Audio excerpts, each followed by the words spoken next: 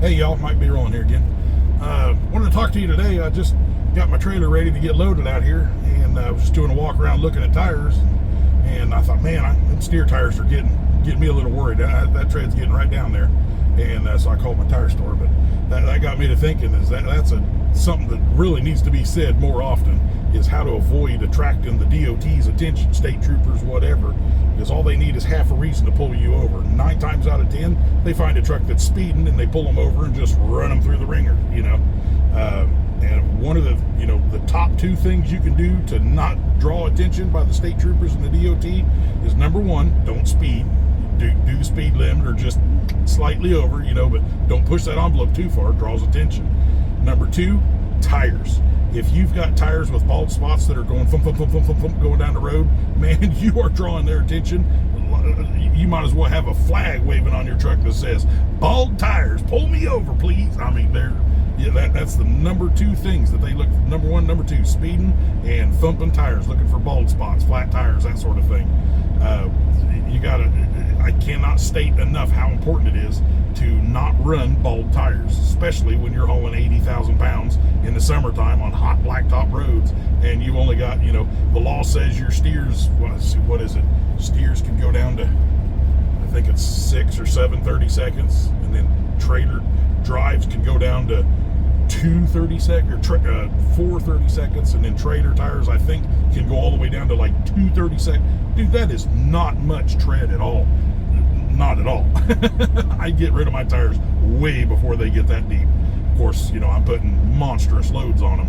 I'm here picking up an 83,000 pound load now, so I make sure I have good, heavy 16 ply tires, and if the tread even starts to get, as soon as it starts getting choppy, start planning on looking for some tires. Of course, I don't buy them out on the road because they'll rape you on prices. I got my local tire store at home, and I call them and order what I want, and it's sitting there ready to go when I'm ready to go in and get them. But I give them enough leeway that I know I got a week or 2 for them to get the tires in, and me to, find the time to get the truck in there to them.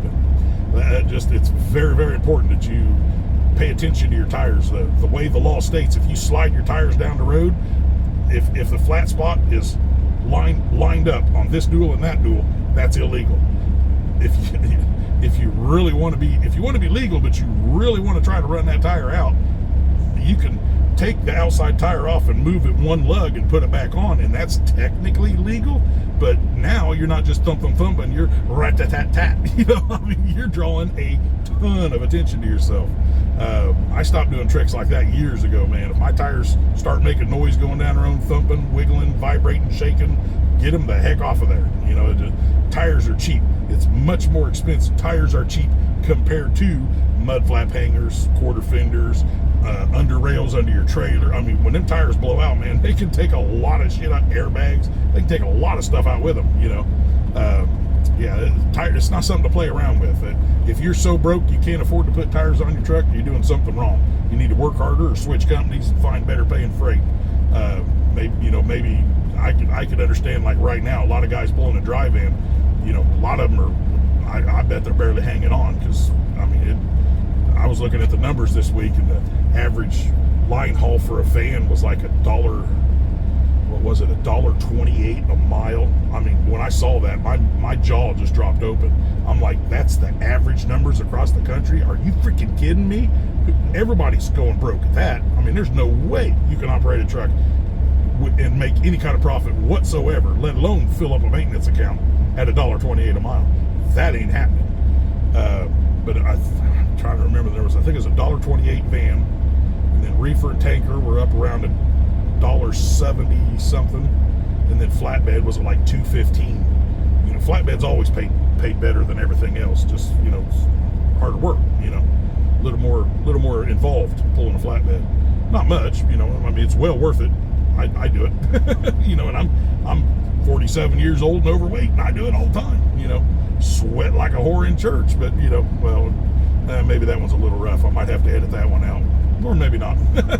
But yeah, just take care of your tires, man. Make sure all your lights are burning. That's number 3.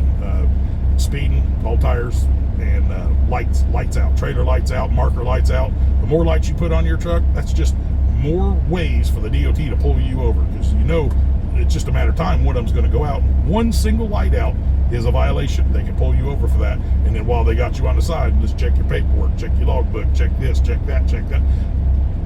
Just don't give them the chance, man. Just, if you look compliant, even if you're not compliant, if you look compliant, you don't draw their attention, chances are you're going to get away.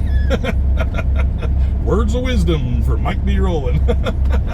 All right. You guys like and subscribe, give your thumbs up, and keep them questions coming in the comment section, man.